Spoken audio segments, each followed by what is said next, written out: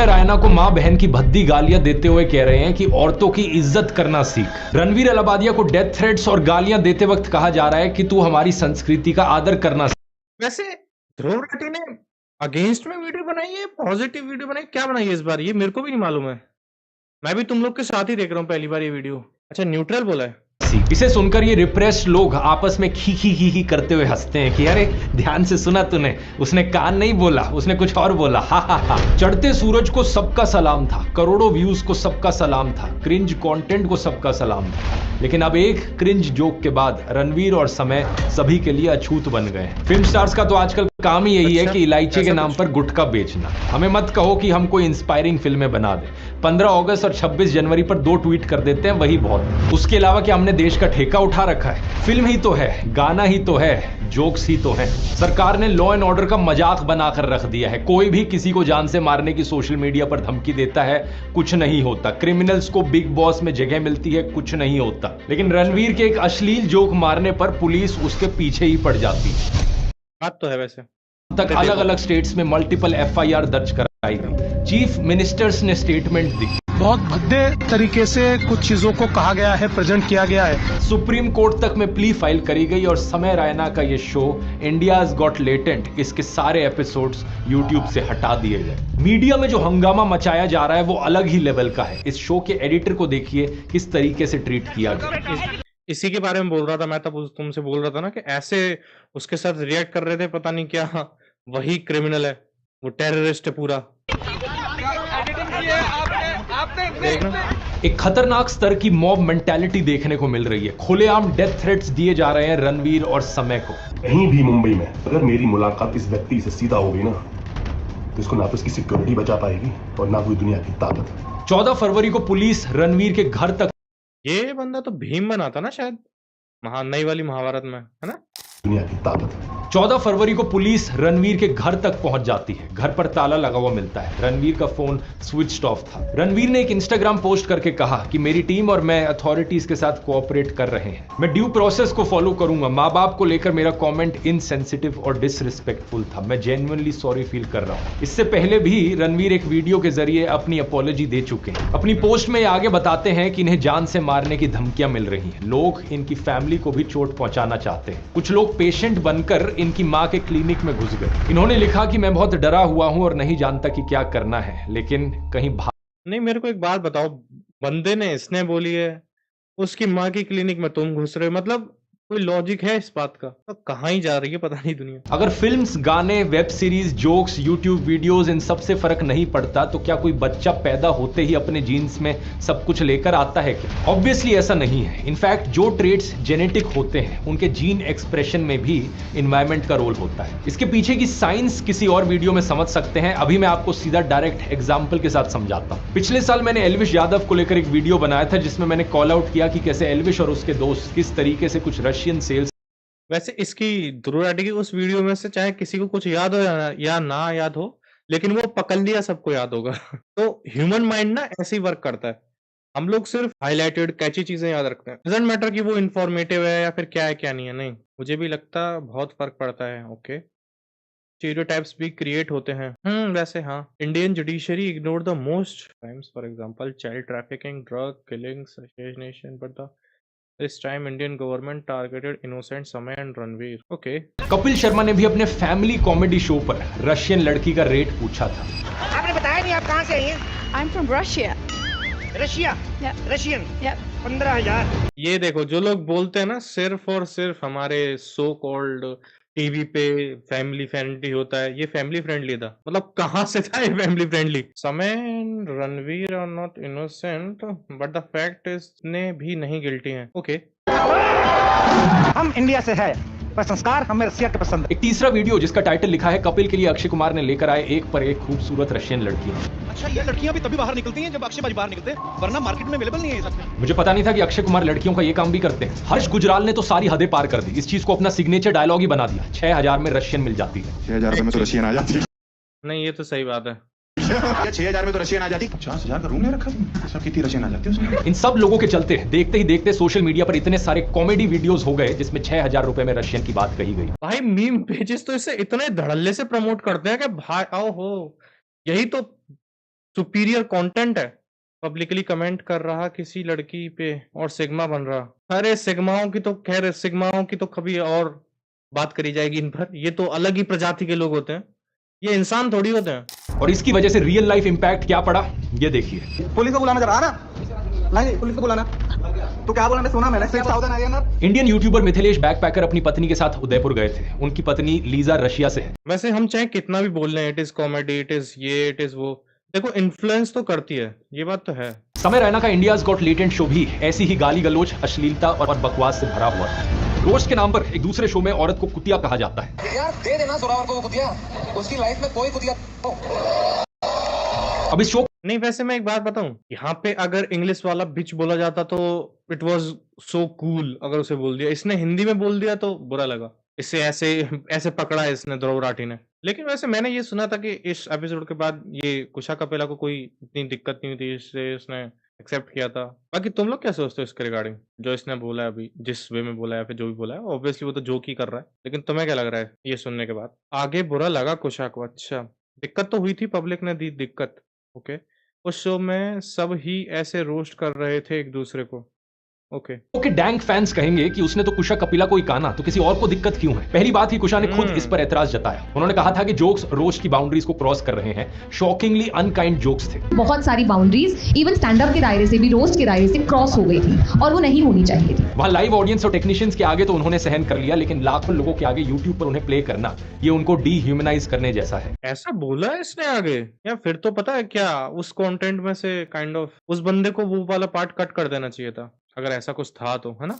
किसी के मोटापे का, किसी की कम हाइट का, किसी के काले रंग का, किसी की गरीबी का, डिसेबिलिटी का मजाक उड़ाया जाता है, और ऐसा करने से करोड़ों लोगों की सेल्फ इमेज की धज्जियां उड़ जाती है। जो लोग एक्चुअली में छोटी हाइट के हैं, मोटे हैं, काले रंग के हैं, डिसेबल्ड है, उनको बुली किया जाता है असल जिंदगी में, क्योंकि ऐसे जोक्स ने इन चीजों को नॉर्मलाइज कर दिया है। वैसे एक बात बताऊं, अगर हम डार्क कॉमेडी के बारे में भी जानेंगे ना, तो डार्क कॉमेडी भी वही होती है, किसी की ऐसी स्पेस को टच करना या फिर उस स्पेस तक पहुंचना जो काफी ज्यादा उस बंदे के सराउंडिंग में एकदम क्लोज में रहता होगा वो, और अगर वो उस जोक पे या फिर उस चीज पे हंसता है तो वो चीज उसे नॉर्मलाइज होती जाती है। जो हम साइकोलॉजी में भी पढ़ते हैं ये चीज, कि अगर तुम अपनी मोस्ट इनसिक्योर से इनसिक्योर चीज पर हंस सकते हो तो तुम्हें ये जितनी भी सारी चीजें होती हैं कि तुम डिप्रेशन में चले गए, एंजाइटी में चले गए, बहुत चांसेस होते हैं कि तुम अगर हो उस स्टेट में तो तुम बाहर निकलते जाओगे। अगर जाने वाले हो तो काफी कम चांसेस होते हैं रुकने के। Crossing limits is not a joke. मैं वो लिमिट्स को क्रॉस करने की बात नहीं, अरे हर चीज में वही अलाइव मादरा, हर चीज में वो चीज नहीं होती है कि अगर मैं लिमिट की बात कर रहा हूं तो वो किसी और के लिए कुछ और हो गया, नहीं।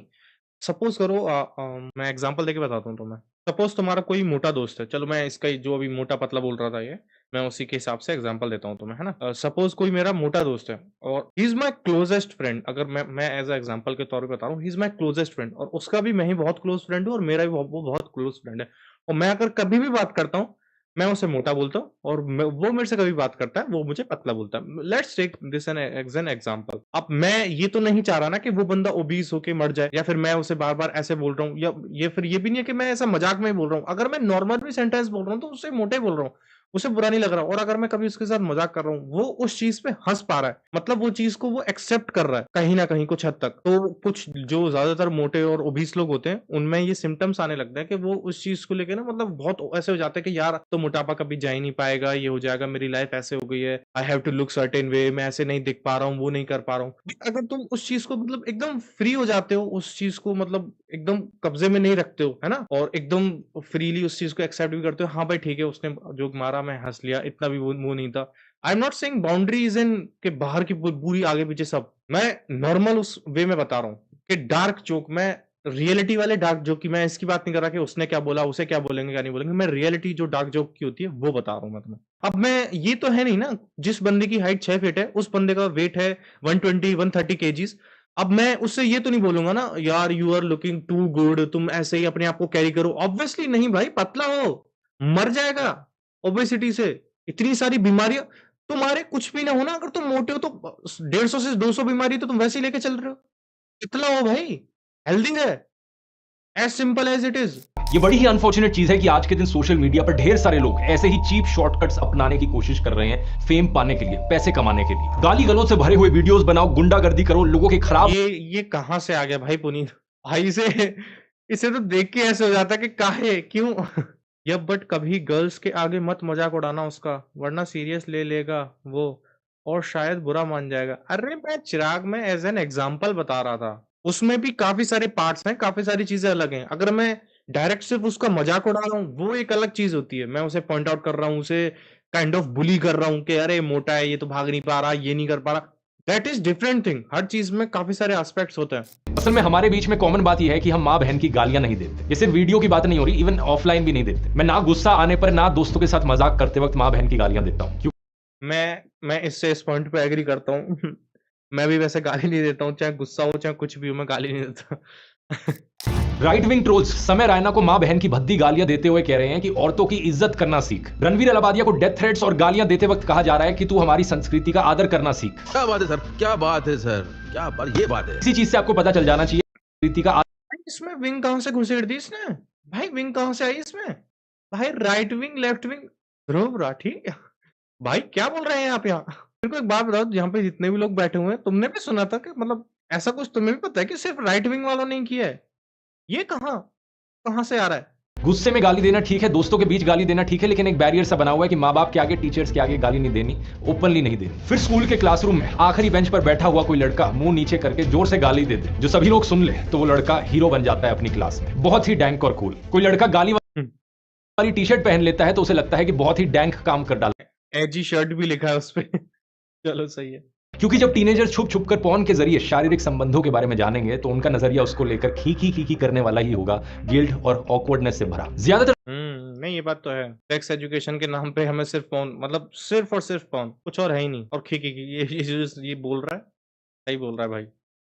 स्कूलों में बायोलॉजी टीचर्स की हिम्मत तो हुई नहीं कि क्लास में खुलकर सेक्स एजुकेशन की बात करें। ऊपर से अगर कोई film I oh my God 2 जैसी, तो टीनेजर्स के लिए बनाई गई इस फिल्म को सीबीएफसी द्वारा एडल्ट एक्चुअली पता है, हाँ ये बिल्कुल रेटिंग दे दी जाती है। इसलिए दिमाग इस पे तो इतना ज्यादा होता है कि भाई जिसके लिए बनाई जा रही है वो जो सीन है वही तुम काटे दे रहे हो, हटाए दे रहे हो, क्या फायदा? इंडियाज गॉट लेटेंट वाली डैंक कॉमेडी इसी रिप्रेशन को अपील कर रही थी। समय जानता था कि रिप्रेस्ड लोगों के आगे अगर मैं गालियां दूंगा तो वो तालियां बजाएंगे। कुछ आलसी फिल्म मेकर्स और हरियाणा की म्यूजिक इंडस्ट्री में भी ये चीज सबको पता है। इसलिए देश की कई इंडस्ट्रीज में गालियां देने का एक कंपटीशन सा चला हुआ है। भाई हम कहां से स्टार्ट हुए कि समय रहना और हम अब कहां आ चुके हैं? फिल्म स्टार्स का तो आजकल काम ही यही है कि इलायची के नाम पर गुटखा बेचना। हमें मत कहो कि हमको इंस्पायरिंग फिल्में बना दे। 15 अगस्त और 26 जनवरी पर 2 ट्वीट कर देते हैं, वही बहुत है। उसके अलावा कि हमने देश का ठेका उठा रखा है? फिल्म ही तो है, गाना ही तो है जो नहीं, ये वाली बात तो है।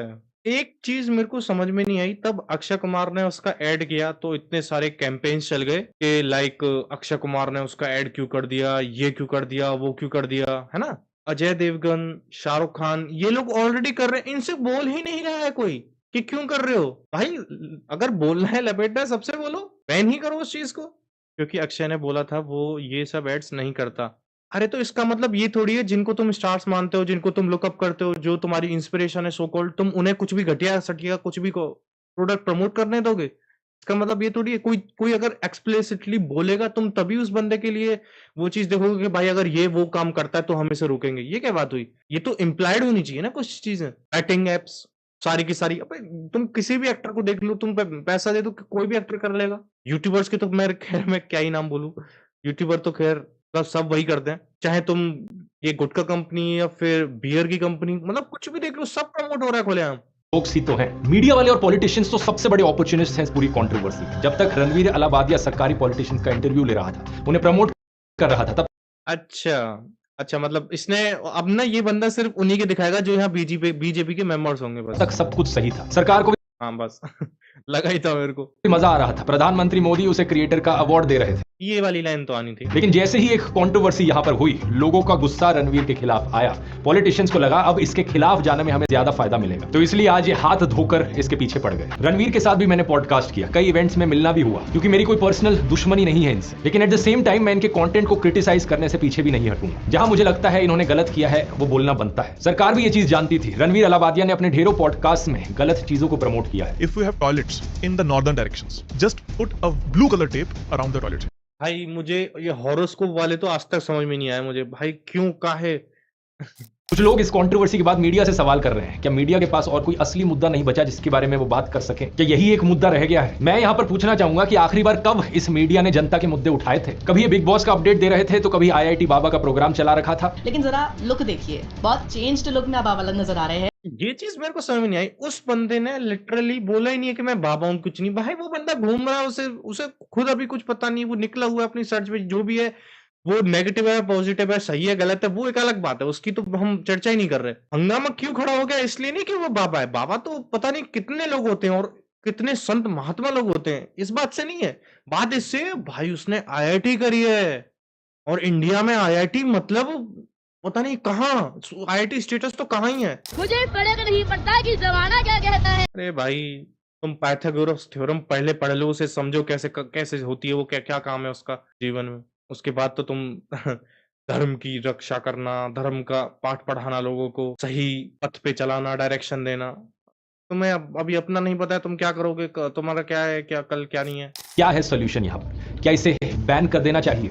किसी भी देश में जब सरकार कुछ बैन करती है, सरकार अपनी तरफ से सेंसरशिप लगाती है, उसके फायदे कम, नुकसान ज्यादा होते हैं। अपने ही देश का उदाहरण देख लो, Bandit Queen, lipstick under my Burkha, Udta Punjab, 5, India's daughter, a clockwork orange, इन सारी मीनिंगफुल और सेंसिटिव फिल्मों। वैसे बैंडेड क्वीन देखी है क्या तुमने? बैंडेड क्वीन पहला ही नाम इसने काफी अच्छा बोला, बैंडेड क्वीन का। सेंसरशिप से उलझना पड़ा है, जबकि वल्गर फिल्में जैसे कि क्या कूल है हम, ग्रैंड मस्ती, नशा, हेट स्टोरी, ये आसानी से पास हो जाती है। आखिर कितना बड़ा गुनाह किया है रणवीर और समय ने? क्या उन्हें डेथ थ्रेट्स देना, उन्हें मारने की धमकी देना उससे बड़ा गुनाह नहीं है क्या? कहा जाता है कि कानून सबके लिए बराबर होता है, लेकिन यहाँ पर सीधे तौर पर देखने को मिल रहा है कि देश में कोई रूल ऑफ लॉ नहीं है। सरकार रैंडमली जिसे चाहे उसे टारगेट करती है, उसके पीछे पड़ जाती है। खुद ही सोचकर देखो, क्या अश्लील जोक्स मारना बड़ा गुनाह है, या फिर किसी को जान से मारने की धमकी देना ये ज्यादा बड़ा गुनाह है? सरकार की मर्जी हो तो रेपिस्ट को भी माफी दे दी जाती है, मालाएं चढ़ाई जाती हैं रेपिस्ट को। इलेक्शन से पहले रेपिस्ट ये अच्छा पॉइंट था, ये काफी अच्छा पॉइंट था। जेल से बाहर आ जाते हैं पॉलिटिकल कैंपेनिंग करने के लिए। सरकार ने लॉ एंड ऑर्डर का मजाक बनाकर रख दिया है। कोई भी किसी को जान से मारने की सोशल मीडिया पर धमकी देता है, कुछ नहीं होता। क्रिमिनल्स को बिग बॉस में जगह मिलती है, कुछ नहीं होता। लेकिन रणवीर के एक अश्लील जोक मारने पर पुलिस उसके पीछे ही पड़ जाती है। समय रैना को लेफ्ट से कैंसिल होने का डर सताता था। उसने 2022 में एक ट्वीट किया था, लेफ्ट विंग से कैंसिल होने का डर वो वजह है जिसके चलते इंडियन कॉमेडी सीन में एंड्रयू, जिमी, डेव, रिकी जैसे कॉमिक्स नहीं है। चिंता मत करो, मैं यहां हूं इसे बदलने के लिए। लेकिन उम्मीद है कि अब समय को समझ आ गया होगा कि लेफ्ट विंग का कॉल आउट करना, आर्टिकल लिखना बेहतर है, या राइट विंग के द्वारा सीधा पुलिस इनकाउंटर किए जा। भाई ये राइट विंग मेरे को समझ में नहीं आ रहा, राइट विंग कहां से आ रहा है? वो जो लोग बोल रहे हैं भाई, वो सबका तुमने देखा है क्या? वो पूरे ही तुम एकदम जनरल टर्म दे रहे हो, राइट विंग। भाई लोग भाई लोग भाई लोग, मेरे को एक बात बताओ, हमने ये पूरी वीडियो देखी 30 मिनट की इसमें तुम्हारा क्या कंक्लूजन है इस वीडियो के बाद, तुम सबका? मतलब कुछ इसमें अपना ओपिनियन भी दे दो उसके वीडियो पर। नहीं पता है बात क्या है, ये इसकी मतलब आदि काफी सारी चीजें ठीक भी थी, कुछ पॉइंट ऐसे थे जो एकदम सॉलिड पॉइंट थे, जो बहुत ही ज्यादा सॉलिड पॉइंट थे, जिनका कोई काउंटर नहीं है लेटेंट के अलावा बाकी चीजों पर ज्यादा बात कर दी है ना। राइट विंग वाली चीज मेरे को समझ में नहीं आई, उन पर क्यों हो रहा है, उस पर राइट विंग और लेफ्ट विंग का क्या? ये चीज तो मेरे सर से ऊपर से गई है बिल्कुल। ब्रो आई थिंक गाली लिमिट में देनी चाहिए, अब बंद तो होंगे ही नहीं। बंद तो भाई कुछ नहीं हो सकता। ये जितने भी लोग बोल रहे हैं ना कि इतना वल्गर हो गया, इतना वल्गर हो गया, अच्छा बंद करके दिखाओ जरा। सबसे पहले तो तुम अपने घर में ही बंद करके दिखाओ, बाकी तो दुनिया जहान में बाहर तुम कब बंद करोगे। काफी सारे पॉइंट काफी सॉलिड थे उसकी वीडियो में, लेकिन वही काइंड ऑफ न्यूट्रल ही रखी है वीडियो। भाई सबसे ज्यादा तो गेम में होती है, हाँ, क्योंकि वहां पे वो आ जाते हैं ना, इमोशंस आ जाते हैं। कभी कुछ किसी को कुछ फ्रस्ट्रेशन हो रही है, कभी किसी को कुछ हो रहा है, तो लाइक उसमें काफी सारी चीजें होती हैं। ऑब्वियसली नाम का बॉन है, हर एक क्या बोलते हैं 11-12 साल 10-11 साल का बच्चा बहुत इजीली एक्सेस ले सकता है इस चीज का, तो नाम का ही बैन है बस।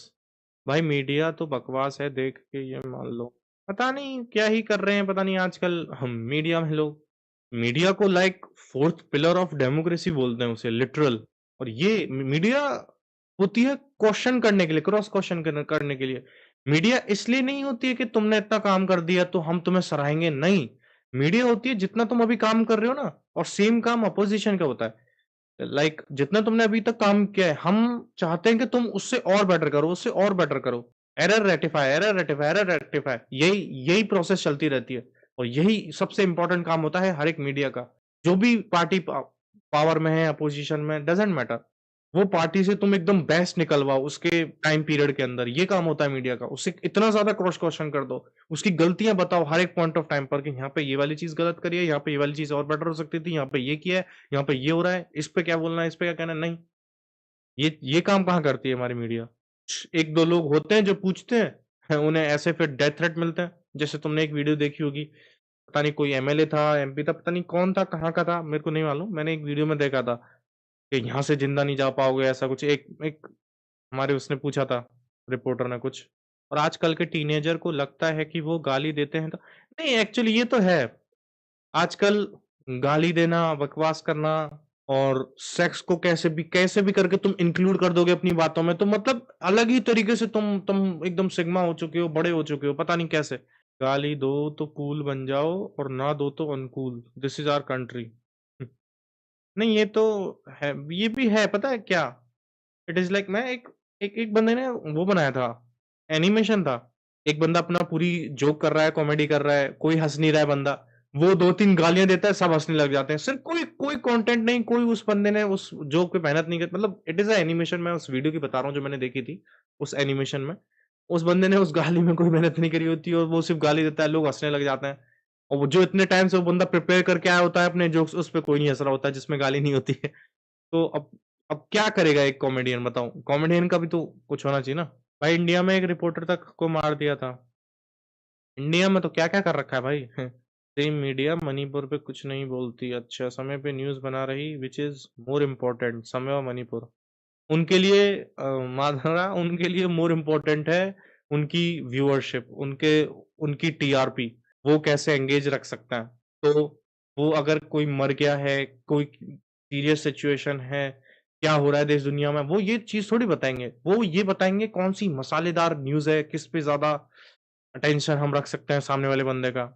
तो हाँ, अच्छा चलो आज की वीडियो यहीं पर समाप्त करते हैं हम। और जैसा मैंने बताया था, इस संडे हम लोग गेम खेलेंगे और साथ में खेलेंगे। वो तुम लोगों ने डाउनलोड कर लिया है ना, एनिमे वाले चैनल पर खेलेंगे।